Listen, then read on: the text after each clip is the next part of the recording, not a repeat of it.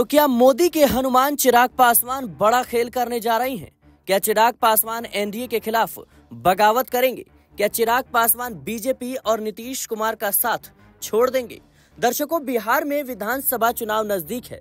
तमाम दल अपने अपने समीकरण के साथ चुनावी मैदान में उतरने को बेताब हैं, लेकिन इसी बीच एनडीए में फूट पड़ती हुई नजर आ रही है।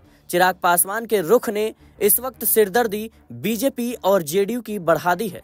बता दें दर्शकों कि बीते कई दिनों से चिराग पासवान नीतीश कुमार को सीधे तौर पर निशाने पर ले रहे हैं। सवाल उठ रहा है कि आखिर गठबंधन में रहते हुए भी चिराग पासवान क्यों नीतीश कुमार की फजीहत कर रहे हैं?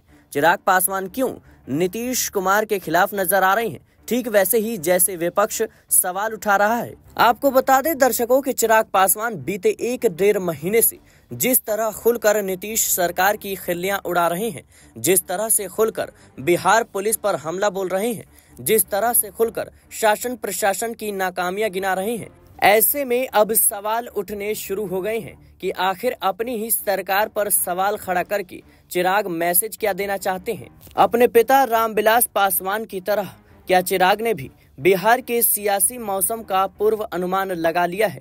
क्या चिराग को ऐसा लगने लगा है कि चुनाव में जेडीयू के साथ रहना घाटे का सौदा तो नहीं? हम ये तमाम बातें हवा में नहीं कह रहे हैं। इन बातों को कहने के पीछे कई कारण सामने आते हैं।